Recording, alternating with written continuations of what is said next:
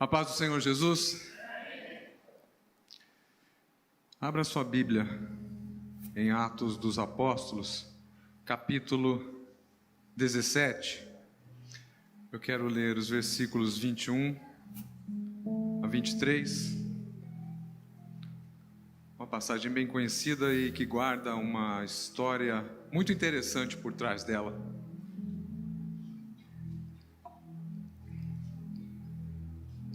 Beber minha aguinha aqui, né?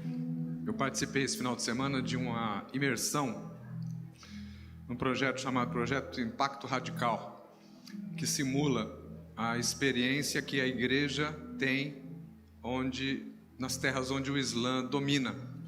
Então, desde sexta-noite até agora, eu saí domingo às 3 horas da tarde, estivemos passando por essa experiência como um grupo de cristãos nas terras onde o Estado Islâmico domina. Então, privação de sono, privação de alimento, privação de liberdade, tortura, morte, né? Simulação de morte, evidentemente, simulação de tortura, para entender como esses cristãos vivem e entender melhor o mundo islâmico, né? Os irmãos sabem, já desde 2007 eu pesquiso esse tema, tenho lançado alguns livros sobre isso, e é um projeto da missão Portas Abertas, que é a missão que começou com o irmão André.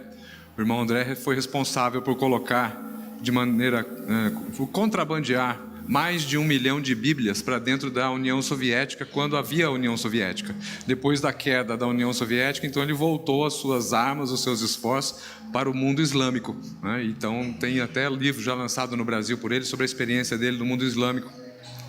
E foi bastante interessante. Atos dos Apóstolos, capítulo 17... versículos 21 a 23 dizem assim: Paulo falando, né? Acontece que todos em Atenas e os estrangeiros residentes não se ocupavam com outra coisa senão dizer e ouvir as últimas novidades. Então Paulo, levantando-se no meio do Areópago, disse: Senhores atenienses, percebo que em tudo vocês são bastante religiosos. Porque andando pela cidade, observando os objetos de cultos que vocês têm, encontrei também um altar no qual aparece a seguinte inscrição: ao Deus desconhecido. Pois esse Deus que vocês adoram sem conhecer, é precisamente que eu lhes anuncio. 600 anos antes de acontecer esse episódio, esse fato, houve uma fome. Muitos de vocês, eu creio, conhecem a história, mas para aqueles que não conhecem, houve uma fome muito severa na Grécia. E, como vocês leram aqui, os atenienses, os gregos de modo geral, eram muito religiosos e cultuavam vários deuses. Um país politeísta, com seus mitos, suas mitologias, suas lendas folclóricas na área religiosa. E nada do que foi feito, nenhum apelo aos deuses atenienses, foi suficiente para afastar a fome. Dado o momento, alguém sugeriu que trouxesse para o continente um sábio que morava numa ilha grega. Parmênides era o nome dele. Buscaram Parmênides, trouxeram para Atenas e apresentaram um problema. E Parmênides disse o seguinte: façam da seguinte maneira: separem várias ovelhas, fechem elas no curral, e amanhã de manhã abram a porta do curral e as ovelhas vão sair. As ovelhas que se deitarem em cima da relva, essas deverão ser sacrificadas a Deus. Ora, quem conhece um pouco da cultura de ovelhas sabe que um animal, ao ser solto pela manhã, numa relva, ele vai capir, vai pastar, vai procurar o capim para comer. As pessoas estranharam porque não era essa atitude que se esperava, mas fizeram isso. Muito bem.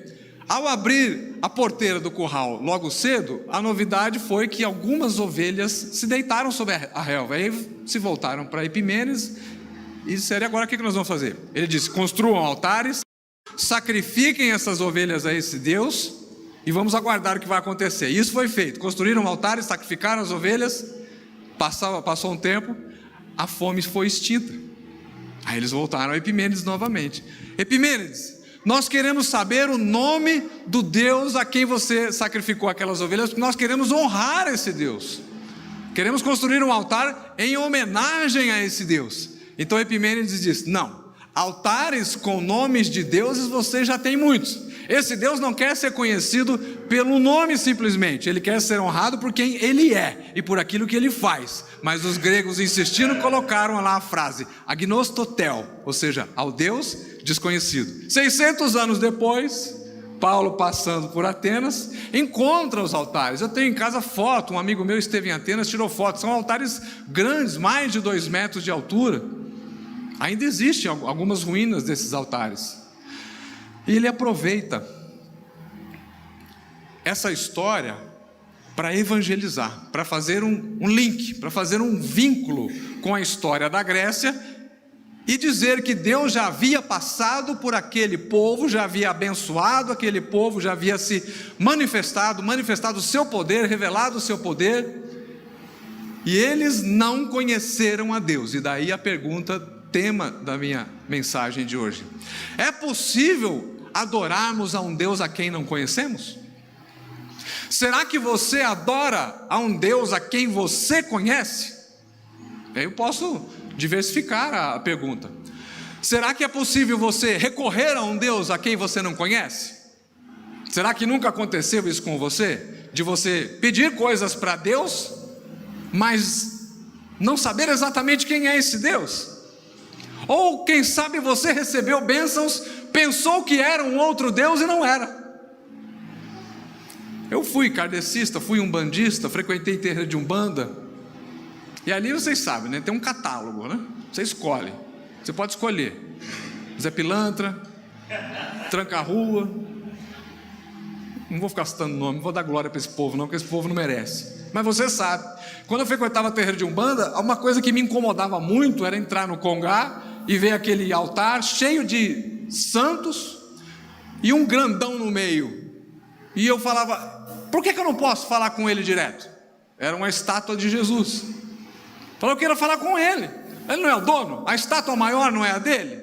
Ele não é o Deus que todo mundo conhece, independente da religião? Eu fui kardecista, pequenininho, a gente estudava o Pai Nosso dentro do centro espírita. Fiz primeira comunhão, crisma, tudo tem Jesus. Por que eu não posso falar com ele? Por que tem que ser com o outro? Não, isso é intocável. Não, isso daí ninguém chega nele. Ninguém chega nele, mas eu quero chegar nele. Se você vai numa loja, você quer fazer um bom negócio, você não faz um bom negócio com o vendedor, né? Você procura o dono, você procura o gerentão, o top. É ele que manda, é ele que dá as cartas, é ele que tem poder. Eu queria aquele que tem poder. Será que você nunca recebeu uma bênção de um Deus pensando que era o Deus daquele que você servia antes e já era o Senhor manifestando a sua graça, o seu poder, a sua misericórdia na sua vida? Será que você tem orado ao Deus que você conhece, ou pelo menos o Deus das páginas desse livro? Será que você não criou na sua cabeça um Deus diferente do que está aqui? Um Deus pessoal, particular? Isso pode acontecer, né? Paulo em Listra, cidade de Listra, pregou, curou um aleijado, sujeito conhecido, aleijado, levantou-se, saiu andando, glorificando a Deus. O pessoal de Listra fez um círculo em torno de Paulo e começou a adorar Paulo como se Barnabé, que era o amigo, o companheiro de viagens missionárias, como se Barnabé fosse Apolo, que é o Deus todo-poderoso da mitologia grega, e como se Paulo fosse Hermes, que era Hermes na mitologia grega. Hermes era quem traduzia os oráculos de Apolo, da onde vem a nossa palavra hermenêutica, né? Hermenêutica vem de Hermes, porque Hermes era quem traduzia a vontade de Apolo. O pessoal adorando Paulo, adorando Barnabé, e dizendo, os deuses desceram até nós. Olha isso, Paulo fala, pelo amor de Deus, vocês vão arruinar minha vida, acaba com esse negócio. Eu sou homem comedor de arroz e feijão como vocês, não façam isso não. Vocês têm que adorar o Deus que eu estou anunciando. Eu não sou Deus não, só porque eu fiz um milagre vocês estão achando que eu sou Deus. Vocês estão tão carentes de algo diferente, que estão adorando a criatura, pensando que estão adorando o Criador. Adorando ao ser humano, porque o ser humano fez um grande favor para um homem, abriu uma porta grande, curou, fez ali um milagre, e por conta de um milagre, por conta de um sinal, por conta de uma situação que não se podia resolver aos esforços humanos, de repente essa situação se reverte agora já vamos adorar essa pessoa, colocamos essa pessoa num pedestal e tributamos a ela toda a honra, toda a glória, todo o poder, quando na verdade aquela pessoa era enviado de Deus, né? Gênesis, capítulo 16. Abraão e Sara devem ter um filho para herdar as promessas de Deus, mas ambos não podem ter filho. Ela era estéril, ele era muito idoso. Mas a esposa deu uma ideia. De acordo com a cultura da época, Sara entregou a sua auxiliadora, a sua funcionária, sua escrava, na verdade, né? Egípcia, Agar. E Agar teve relações com Abraão, e dali a 9 meses nasceria um filho. Quando Agar soube que estava grávida do patrão, começou a espezinhar a patroa, começou a esnobar a patroa. Pega um copo de água para mim. Eu estou grávida. Levanta a senhora e pega, madame.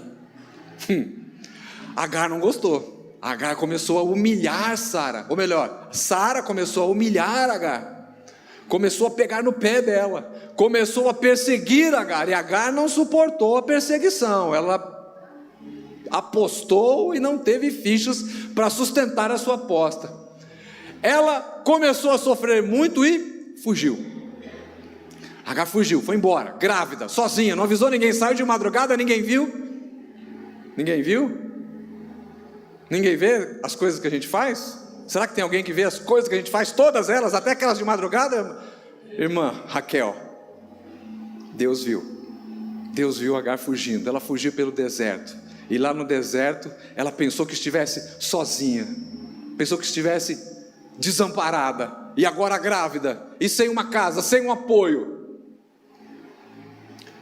Deus disse para Agar: Agar, para onde é que você está indo? De onde você está vindo?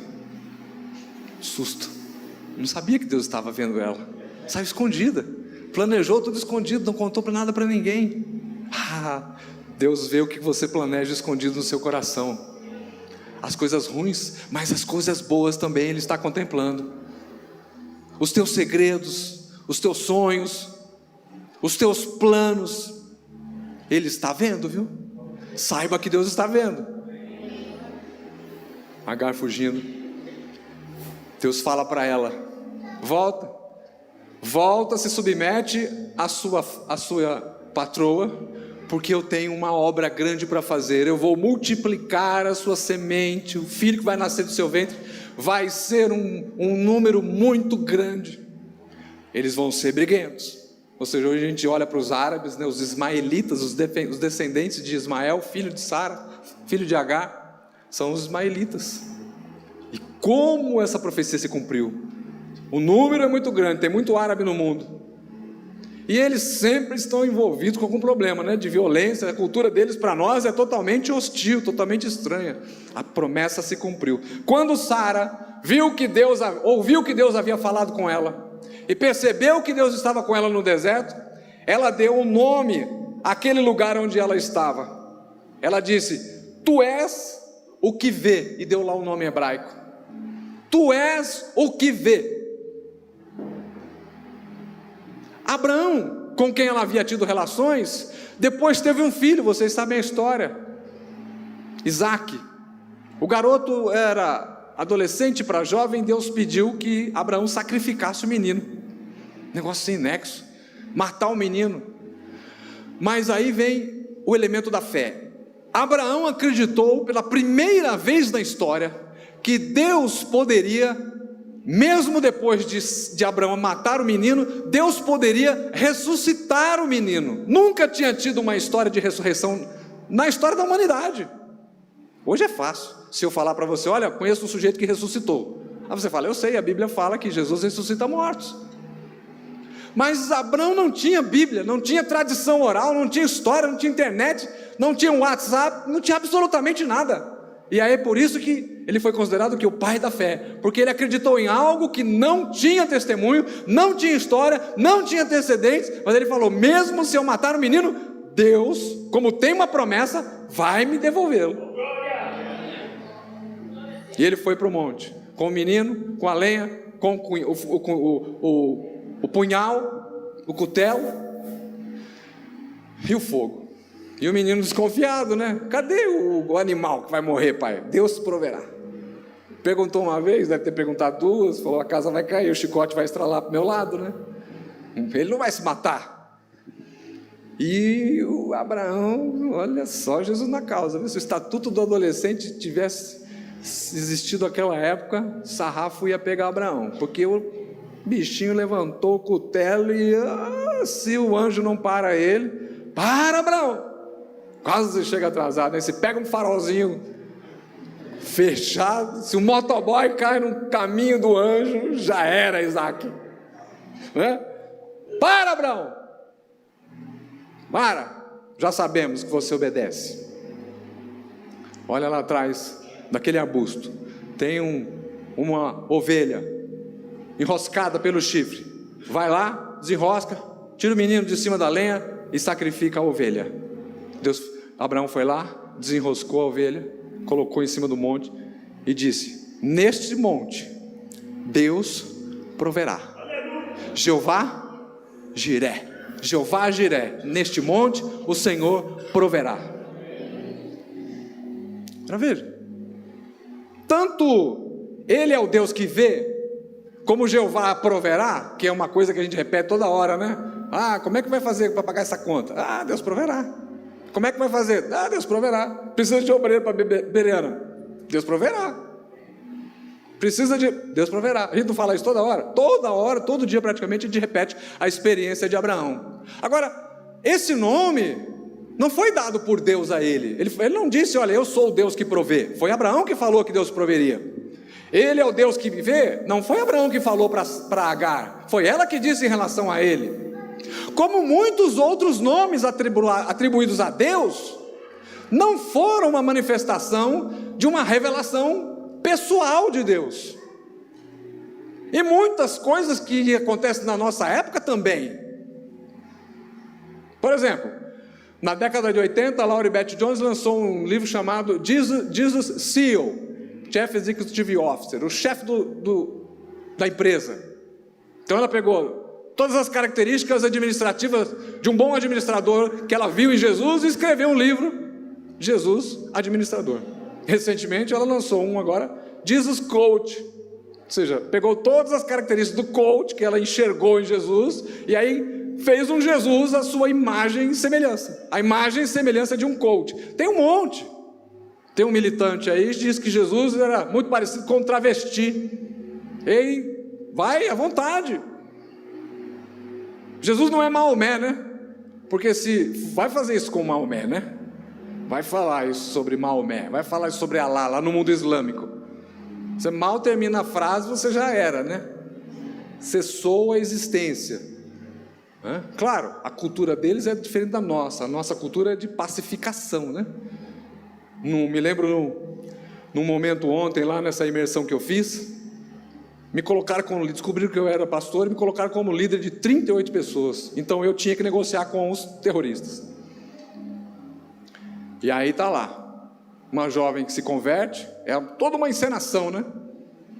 Uma jovem que se converte, é pega pelos terroristas, porque ela era muçulmana, e aí o pessoal com a faca no pescoço da menina, e a arma apontada na cabeça, e eu tinha que decidir pela vida dela. Aí fica muito clara a cultura, né? O que você vai fazer? Eu não vou fazer nada. Você não vai se jogar, pastor, em cima dele, vai terrorista, vai partir para porrada, vamos pegar esses caras aí, pastor. Pegar quem, cara pálida? Jesus não me chamou para pegar ninguém. Jesus não me chamou para ter razão. Jesus não me chamou para dar a última palavra. Nós somos chamados para ser pacificadores.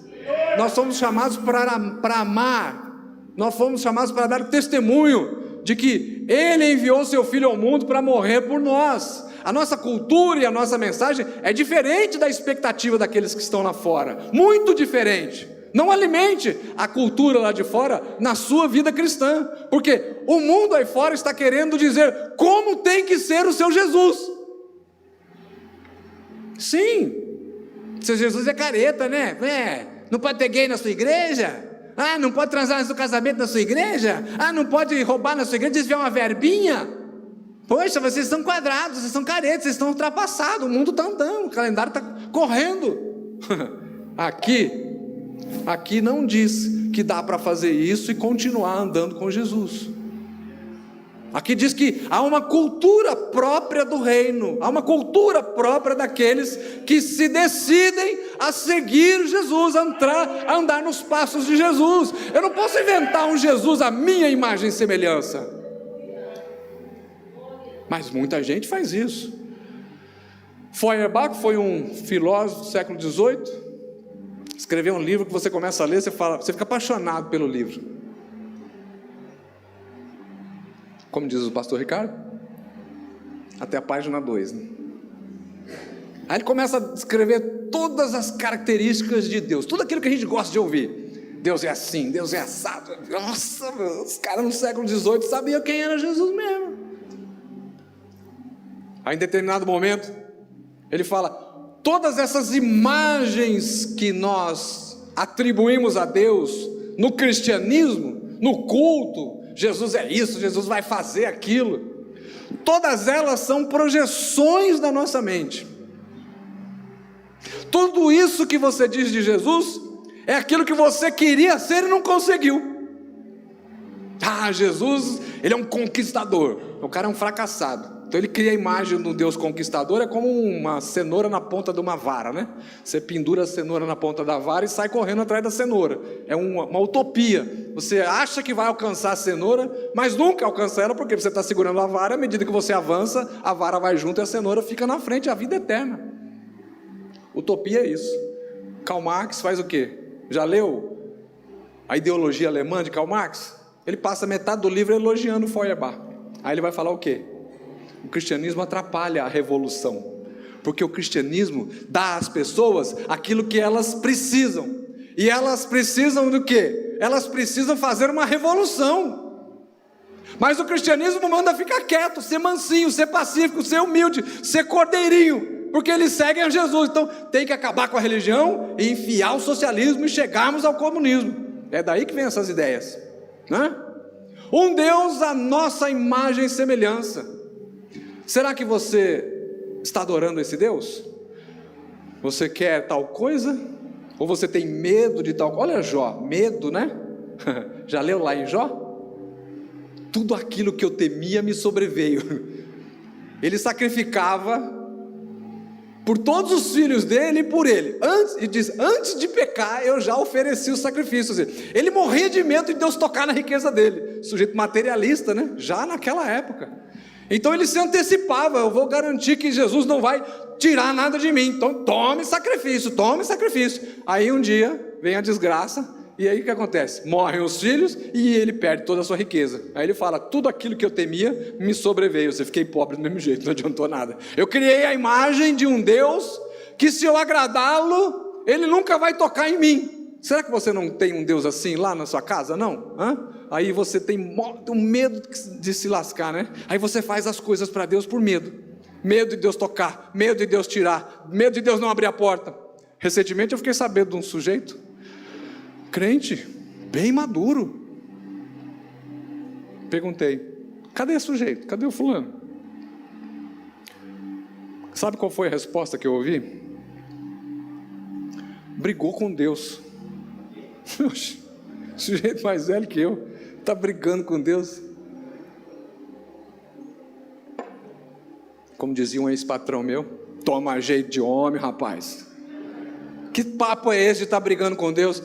Ele queria uma bênção muito grande aí, apostou muito alto nisso e acreditou e reorganizou toda a sua vida em cima daquilo que ele queria. Ele tinha certeza que Deus ia dar para ele aquilo. E aí? E Deus não deu. Expectativas erradas. Não criem expectativas erradas em torno de Deus.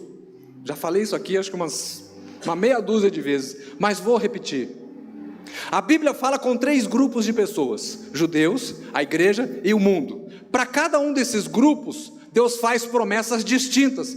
um não tem nada a ver com o outro, a promessa do outro. Não herda a promessa do outro, salvo quando essa promessa foi feita para os judeus e o cumprimento é na pessoa de Jesus. Em ti serão benditas todas as famílias da terra. Um monte de gente interpreta que o cumprimento dessa profecia se dá com você tratando bem os judeus. Não. Em ti, Jesus, ou seja, no descendente de Abraão, que é Jesus, nele serão benditas todas as famílias da terra. Ponto, ok? Então tem promessas que Deus fez para os judeus que só se cumprem na vida deles. Só na vida deles. Por exemplo, judeus, vocês vão ter para emprestar e nunca vão tomar emprestados. Vocês vão ser cabeça e não vão ser caudas. Aí o crente desavisado não lê o Novo Testamento, porque não lê nem a Bíblia, vai ler o Novo Testamento. Aí pega esse raio dessa promessa que é para os judeus e interpreta para ele. E sobe no púlpito e prega. Aqui não, aqui está bem esclarecido. Mas eu vejo isso aí fora. Tome a posse da sua bênção, você vai ser cabeça. O sangue de Jesus tem poder. Eu não quero ser cabeça desse corpo, porque a cabeça desse corpo aqui é Cristo. E eu não vou tomar o lugar dele, não. Aí tem um monte de crente. Você cabeça, você cabeça. Cabeça da serpente, ó, o anjo do Senhor vai passar a faca na cabeça da serpente. Sua cabeça vai rolar, que nem lá no Estado Islâmico, viu? Seu tribuloso, fica querendo promessa dos outros para você? Por que você não quer o inferno para você? É uma promessa de Deus também. Deus falou, todo aquele que não crer em Jesus será condenado ao inferno. É uma promessa, se não crer vai para o inferno mesmo. Caixão e vela preta. Por que você não pega essa promessa para você? Vem de Deus. Promessa de Deus, irmão, está na Bíblia. Percebe? São nuances do texto que nós precisamos ler com atenção e desviar das coisas erradas e acertar naquilo que é certo mesmo, que é para nós, e orarmos e reivindicarmos isso. Não vamos ser cabeça, mas somos membros do corpo de Cristo, onde há dons, onde há unção, onde o Espírito Santo habita. Em Israel, os judeus não eram habitados pelo Espírito Santo como nós somos. Você quer ser judeu? Esses dias eu vi um sujeito falando, pastor Magno, eu estou fazendo a genealogia, eu quero saber se eu tenho um judeu na minha árvore genealógica. Mãe, e vai mudar o que isso daí? Vai ter que aceitar Jesus do mesmo jeito para ir para o céu. Esse povo não tem juízo. Às vezes, a gente cria expectativas por conta de medos, ou por conta de ambição, e colocamos isso em Jesus, e aí damos um jeito de achar apoio para aquilo que nós acreditamos, né? Não que isso diminua a revelação do Antigo Testamento ou do Novo, não. Deus que proveu no Antigo Testamento provê agora, né? O Deus que viu Agar está vendo você aqui também. O Deus que lutou as guerras de Israel luta suas batalhas espirituais também, é o mesmo Deus. O Deus que curou Jeová Nissi no Antigo Testamento cura aqui também. Nós temos testemunhos aqui, tem muito testemunho de cura. Tem Jeová Nissi aqui também. Então, as revelações das pessoas que andaram com Deus valem para nós também. Mas é preciso que, primeiro, você tenha as suas experiências com Deus, para você saber quem é o Deus a quem você serve, a quem você adora, a quem você faz orações, com quem você estabeleceu uma relação íntima de aliança, de parceria, para andar a partir do dia que você aceitou Jesus, até o dia que Ele voltar para nos buscar e nos levar para morar com Ele. Você precisa conhecer esse Deus, e saber de fato o que Ele tem a fazer e tem feito na sua vida, experiências pessoais, que marcam a sua vida. A experiência do pastor Ricardo com o Bi, com o filhinho dele, comoveu a igreja toda. Eu fico comovido quando acontecer qualquer coisa com criança. Eu tenho um quê com criança? Eu me comovi demais, orei muito, fui visitar logo, acho que no primeiro dia, segundo dia, eu e Roseli estávamos lá de madrugada, visitando. Mas eu não sinto na carne o que o Ricardo sentiu de jeito nenhum. Não é o meu filho, não foi experiência minha. Não foi experiência, a Roseli não sentiu o que Priscila sentiu. Mas o Magninho tem os seus problemas, né? O Magninho tem os seus problemas. Tem a parte que toca. Tem asma como filho do médico e da psicóloga. Olha, que experiência. Um médico da psicóloga e Jesus não curou o menino. Olha que luta. O que leva a isso? A uma experiência mais intensa com Deus. Ontem lá, naquela imersão, tem um momento em que é feita um questionamento. Onde estava Deus quando aconteceu isso, isso e isso? Por que Deus não fez o livramento antes? Nem sempre Deus faz o livramento, nem sempre Ele dá o livramento. Às vezes Ele deixa as coisas acontecerem para nos ensinar no processo de cura e de restauração. Sem o processo não há aprendizado. Sem as nossas experiências doloridas, como disse Rubem Alves, não fossem os estados emocionais dolorosos, o pecado não fazia sentido. Claro que essa frase tem um problema teológico, porque coloca o homem como o centro das atenções. Mas mesmo assim, ela aponta, olha, o pecado existe, e ele incomoda, e ele deprecia a sua vida, ele destrói você, ele tira a tua paz, o teu sossego, tira a sua tranquilidade, você precisa eliminar isso daí. A gente dá nomes, eufemismos, substitui nomes por outros, mais a menos, para poder lidar com as experiências que nós não queremos, mas elas são as mesmas das pessoas que viveram com Deus, andaram com Deus aqui. Amém? Para encerrar,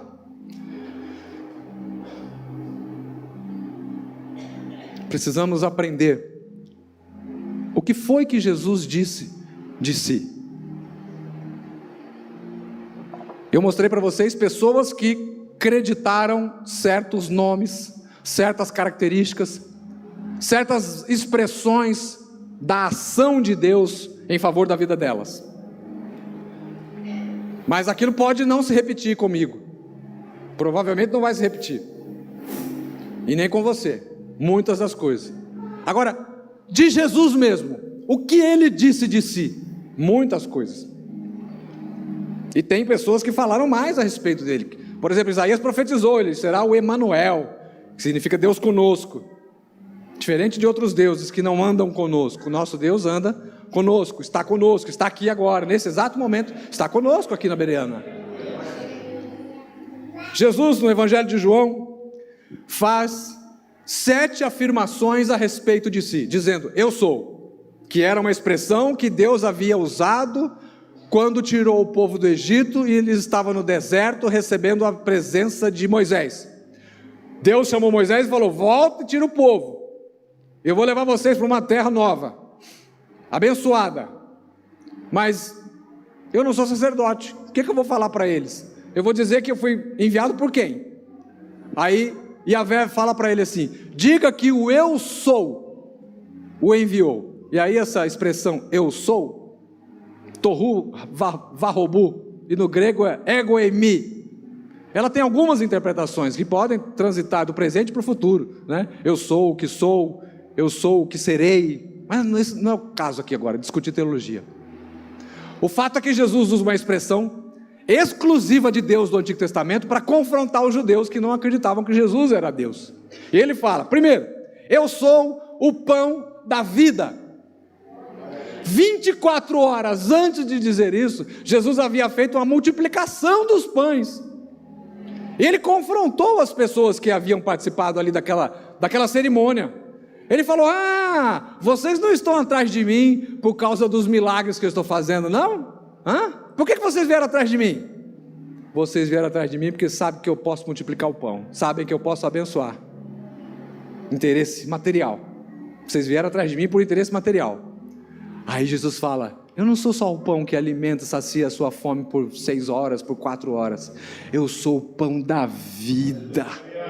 Eu sustento a sua vida, eu nutro a sua vida emocional, espiritual, a sua alma, o seu corpo, o seu ser integral. Eu tenho tudo que você precisa para ser alimentado, de modo que você não vai precisar de nenhuma outra religião, nenhuma outra filosofia, nenhuma outra psicologia. Eu tenho todos os recursos disponíveis para livrar você da sua síndrome do pânico, do seu estresse, do seu medo, dos seus traumas, das suas ansiedades. E Pedro vai desenvolver esse texto, diz, lançando sobre ele toda a nossa ansiedade, porque ele tem cuidado de nós. Olha que lindo isso, promessa de Deus para você, meu irmão e minha irmã.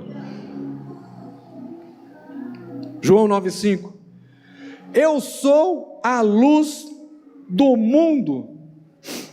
João 8,12, ele diz a mesma coisa. Ele estava na festa dos tabernáculos, que é uma festa que se acendem velas, e ele estava para curar um cego, que anda por aí vendo o quê? Escuridão o tempo todo nas trevas. Aí ele vai e saca uma declaração inesperada, dizendo: eu sou a luz do mundo. Na festa dos tabernáculos isso significava: eu sou a luz do teu mundo religioso. Você fica acendendo velinha aí, mas a iluminação é daqui. Você quer andar nesse mundo aí, entender os sistemas, as ideologias, os conchavos? Eu sou a luz do mundo. Eu posso fazer o mundo andar das trevas, sair das trevas e ir para a luz, ou melhor, vir para a luz, porque ele estava afirmando: eu sou a luz do mundo. Você não está entendendo determinadas coisas? Ore a Jesus. Ele é a luz do mundo, ele pode iluminar o seu entendimento. Você não está entendendo determinadas coisas? Só ele pode nos revelar determinadas coisas. Por meio do entendimento espiritual, por meio da iluminação do Espírito. Hoje não tem mais inspiração como os autores da Bíblia tiveram, mas há a iluminação do Espírito. Você lê um texto, aí de repente aquele texto parece que tem uma mola atrás da página, ele pula, ele salta no seu colo, nos seus olhos. Nossa, eu entendi isso como nunca tinha entendido antes. Está acontecendo ali uma iluminação do Espírito. Ele pode te dar entendimento do mundo por meio de dons, discernimento espiritual, para você ver o que estava acontecendo. Eu estava numa vigília há muitos anos no Paraná, num sítio. De repente caiu uma menina endemoniada, e eu estava dirigindo a vigília. Eu fui lá e repreendi, expulsei o demônio da menina, e virei as costas e fui voltar para o meu canto. Aí um entendimento no meu espírito de que aquela menina não tinha se liberta, e ela estava falando língua estranha. O Espírito Santo não nos deixa enganado, né? Todo mundo acreditando que a menina estava cheia do Espírito Santo, a menina falando língua estranha. Eu falei: em nome de Jesus, fala o nome de sangue, que Jesus tem poder. Olha lá, tá vendo? Falando língua estranha no meio da vigília. Eu sou a luz do mundo, estava lá conosco, aleluia. Ele mostra, ele revela, ele tira aquilo que está escondido e coloca para todo mundo ver, deixa patente, revela, manifesta. 10:7 ele fala: eu sou a porta das ovelhas. Ele estava dizendo o papel do pastor. O pastor guardava as suas ovelhas no aprisco para passar a madrugada. Só os pastores que guardavam as suas ovelhas no aprisco dormiam ali perto da porta. Agora havia uns ladrões que vinham do deserto roubar as ovelhas. Então eles faziam o quê? Pulavam a cerca, vinham por uma parte que não era a porta. E Jesus diz o quê? Eu sou a porta das ovelhas. Ou seja, eu sou aquele que entra no meio do aprisco. Eu entro no meio do rebanho, falo com o rebanho ouve a minha voz e me segue, porque essas ovelhas são minhas. Pastor Walter está lá, mas se houver uma determinação, nós vamos ouvir aqui. Tem o filho dele que está dirigindo no lugar dele, é o pastor. Ele fala, nós entramos e nos envolvemos com ele. Temos o nosso Senhor que é a porta. Eu sou a porta das ovelhas. Eu sou aquele que dá o acesso ao interior do meu rebanho, diz Jesus. Aleluia. É Ele que entra no meio do rebanho, Ele que escolhe a ovelha, Ele que cuida da ovelha, é Ele que identifica qual ovelha precisa de cuidado. Por quê? Ele é a porta, Ele dá o acesso, Ele permite o acesso a você. Você está dentro do rebanho, não é que ninguém está te vendo sim, porque Jesus continua sendo a porta das ovelhas, aquele que dá o acesso. Ele levanta um irmão, levanta uma irmã, mas você vai ser socorrido em nome de Jesus. Não vai deixar você sozinho. Capítulo 10, versículo 11, Jesus fala algo mais a respeito dele. Ele diz, eu sou o bom pastor. Aí ele está falando de algo que somente ele poderia fazer. Nós podemos apacentar. Eu posso ensinar a minha área do ensino. Eu posso ensinar a Bíblia para as ovelhas. Pastor Ricardo, como é pastor, pode apacentar. Ouve os problemas dos irmãos, recebe no gabinete, recebe obreiros que vão se integrar, função pastoral. Vai atrás, organiza, delega autoridade, poder. Essas coisas somos nós que fazemos. É papel do ministério treinar a igreja para fazer a obra do ministério. Parece um paradoxo, mas não é o ministro que faz a obra do ministério. Efésios 4 diz que a função nossa é treinar os santos, para os santos que são vocês, fazerem a obra do ministério. Aí o que acontece? Todos somos envolvidos no trabalho do Senhor. Aí a igreja cresce. Quem quer carregar piano sozinho, Dá distensão, deixa o piano lá. Mas aí se a gente coloca o piano no ombro de todo mundo, vai suave, ninguém sente o peso, vai cantando ainda, né? Jesus fala: eu sou o bom pastor que dá a vida pelas ovelhas. Há coisas que eu não faço por vocês de jeito nenhum. Há coisas que pastor Walter não vai fazer de jeito nenhum. Pastor Ricardo não vai fazer de jeito nenhum. Os obreiros todos aqui não vão fazer de jeito nenhum. Há coisas que por nós somente Jesus faz. Eu vou melhorar isso. Há coisas que somente Jesus fez, como morrer na cruz do Calvário, para dar a você acesso a todas essas bênçãos e promessas. Amém? Há uma parábola que Jesus contou. E um homem encontrou um tesouro num campo. Ele foi e vendeu tudo o que tinha, e o texto não diz que ele comprou o tesouro. O texto diz que ele comprou o terreno, porque no terreno estava o tesouro. Tesouros não têm preço. Ninguém compra tesouro, porque não se pode calcular o preço do tesouro. Mas o preço do terreno dá para a gente botar o preço. Quanto é que você quer para esse puxadinho aí? Quero tanto. Aí o sujeito foi lá, vendeu, comprou o terreno. De herança ele recebeu o quê? O tesouro. Ele paga pelo terreno e ganha o tesouro. Você paga o preço pela obra de Deus e ganha a salvação que já estava embutida no terreno. Então você faz aquilo que é a sua parte, e o Senhor, deixa o Senhor fazer a parte dele. Os milagres são ele que faz. Agora faça a sua parte. Venda o que você precisa vender. Compre o tesouro, cuide do terreno. Compre o terreno, seque o terreno, passa um arado no terreno, constrói uma capelinha lá para guardar o tesouro, fazer alguma coisa, mas proteja, é seu. Amém? Estou terminando já. Ele diz: eu sou a ressurreição e a vida, para estimular a fé das pessoas. Ele estava indo ressuscitar um homem que havia morto fazia 3 dias. Ele chega no 4º dia. Mas ele já tinha dito: eu sou a ressurreição e a vida. Os milagres de Jesus não são espetáculos, não são manifestação de mágica. Os milagres de Jesus não são para chamar a atenção deles. Tem um monte de pregador: olha, eu faço, eu aconteço, eu não sei o que, e faz um movimento, faz um barulho. E o que se aprende disso? Nada. A pessoa sai do culto como se fosse uma lata vazia, fazendo barulho, dando trabalho. Não serve para nada. Os milagres de Jesus são pedagógicos, sempre ensinam alguma coisa. Se tem gente falando língua na igreja, sempre tem que haver a edificação. Se tem um mover espiritual no meio da igreja, sempre tem que haver santidade, arrependimento, conversão de almas, senão a espetacularização da fé. Os milagres de Jesus são pedagógicos. Eu sou a ressurreição e a vida. Quer ver? Ele foi lá e ressuscitou Lázaro. Lázaro, sai para fora. O homem saiu. Aleluia. Eu sou o caminho, a verdade e a vida. Falou isso para indicar para onde irmos nos encontrarmos com o Pai. No Oriente até hoje eles buscam o caminho do equilíbrio entre mundo material e mundo espiritual. Se o nosso mundo aqui está ruim, é porque está desequilibrado em relação ao nirvana, ao tal, do taoísmo.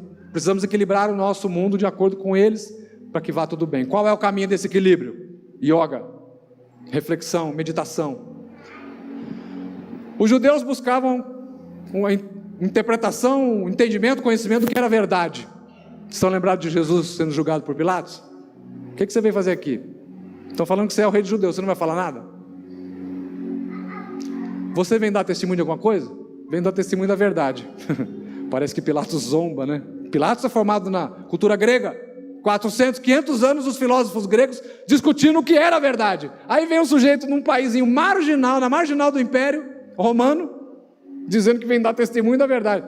Que é a verdade? Eu vejo Pilatos virando as costas para Jesus. Mal sabia ele que ali estava a resposta que os filósofos gregos buscavam há 400, 500 anos. E aí Jesus fala: eu também sou a vida que os judeus buscam, porque toda alma que morrer, que pecar, essa morrerá. É preciso então fazer um sacrifício de sangue para recuperar a vida. E Jesus fala: eu sou o caminho de equilíbrio espiritual e material, eu sou a verdade das filosofias, e eu sou a vida da religião. Aleluia! Eu sou o caminho, a verdade e a vida. Eu sou a resposta para todos esses sistemas, todas essas indagações que são feitas. E para concluir, eu sou a videira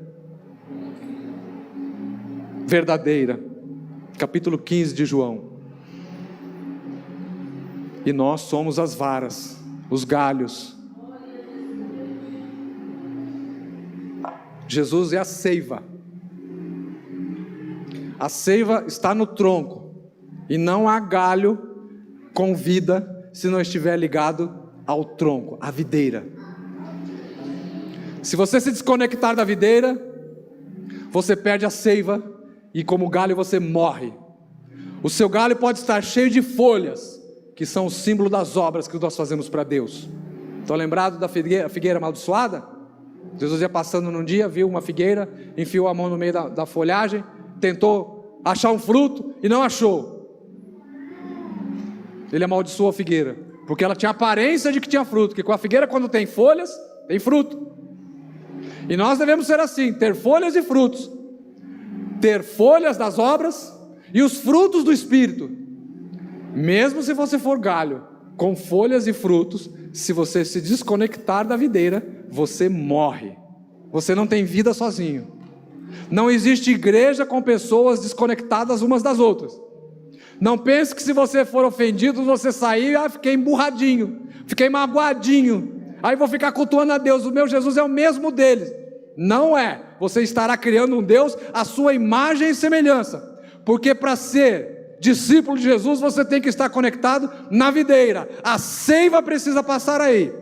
Você precisa ouvir os testemunhos que são ditos aqui para alimentar a sua fé. E nós esperamos que você conte os seus testemunhos para alimentar a nossa fé. Nós vamos colocar os nossos dons à sua disposição para você ser edificado. Nós esperamos que você coloque os seus dons à nossa disposição para nós sermos edificados. Isso é a igreja, isso é a videira. Mas todos nós precisamos estar em Jesus, autor e consumador da nossa fé. Que Deus te abençoe em nome de Jesus. Aleluia. Que Deus te abençoe. E eu posso dizer, Ele pode te abençoar mais ainda. Se você é um ramo desconectado hoje. Talvez você pensava diferente a respeito de igreja, estava desconectado, longe, vagando. Criou um Deus à sua imagem e semelhança e acha que está tudo certo. Pode continuar assim.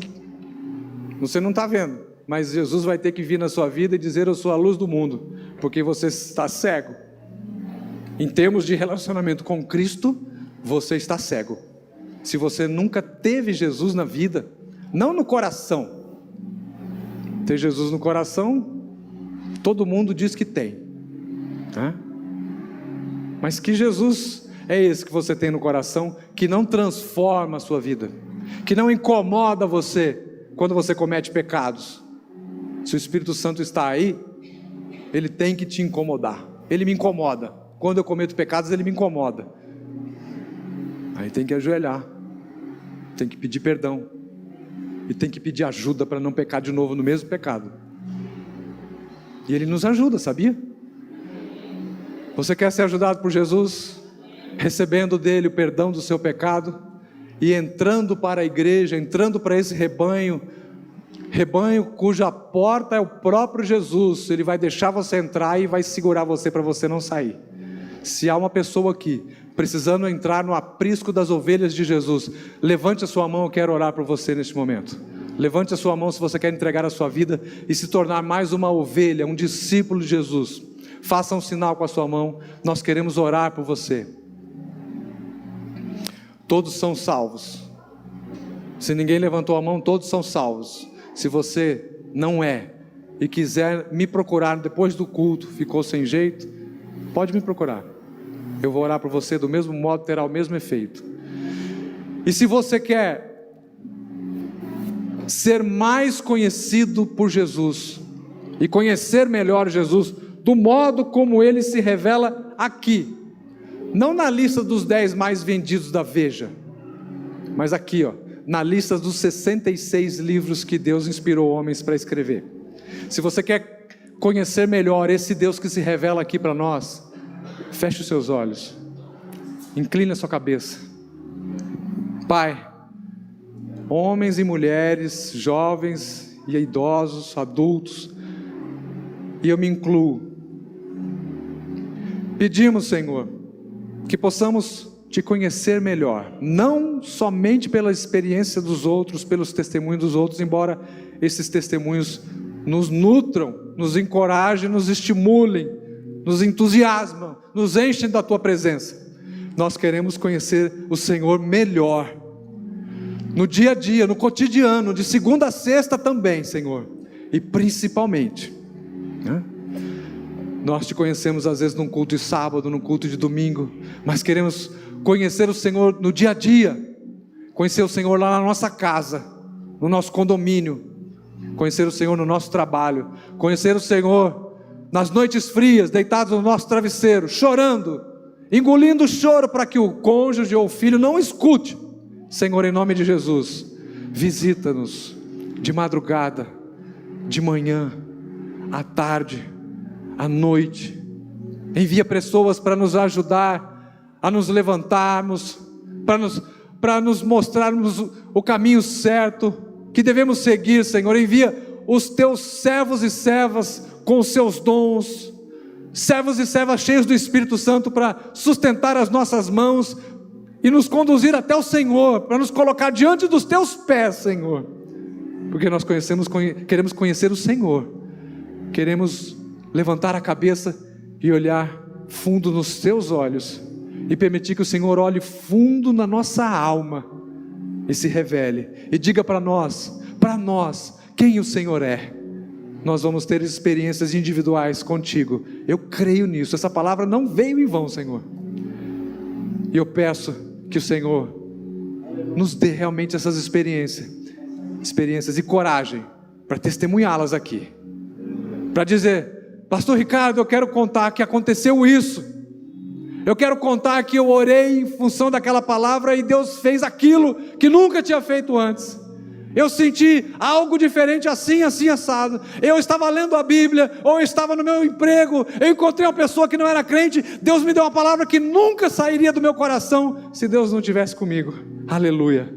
Faz, Senhor, coisas novas e diferentes, nas bereanas, em todas elas, Senhor, e até naquelas que estão no seu coração, que vão surgir, que vão abrir, que o Senhor vai enviar os obreiros, vai enviar os membros, vai enviar os novos convertidos chorando, vai enviar os doentes para serem curados.